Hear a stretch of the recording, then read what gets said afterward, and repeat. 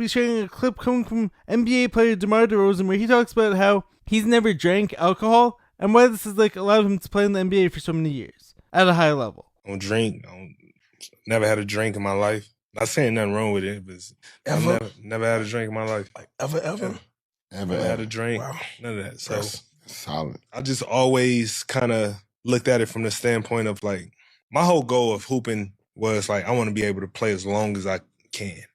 You know what I mean? And when I came in the league, I used to make fun of all the old heads man, why you putting ice on? It's well, I'm telling you, you better start putting ice on before you start to need it. And I'm all right, I'm putting ice on, nothing hurt.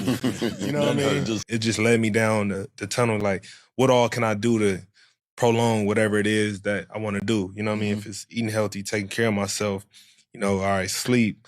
I just try to find every avenue to try to prolong whatever it is. Now, in case you guys didn't already know, I'm actually the same way. I've never had a drink, I've never smoked, and I'm 28 years old, and I have no plans of doing so because I believe so strongly in treating the body like a temple. No, I don't argue with the body, Jerry. That's an argument you can't win. And to be clear, I do have a video on this topic, and as I say in the video, I'm not judging anyone who does drink. Drinking, of course, doesn't make you a bad person, and there are plenty of people out there who are able to do so in a more responsible way. However, a lot of people can't do it that way. You guys are my kind of peeps.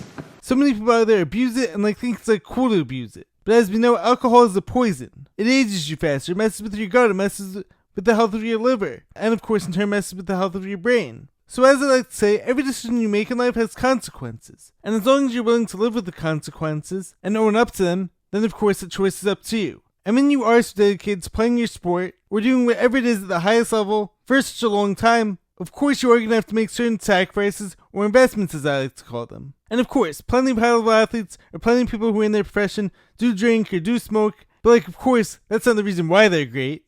If anything, who'd say those people wouldn't be even better if they didn't do those things? To be honest, for me though, I actually never had the desire to drink, because the whole idea of getting hammered and then waking up the next day in pain or feeling horrible never sounded like my idea of fun. Hey, maybe they're playing Marco Polo.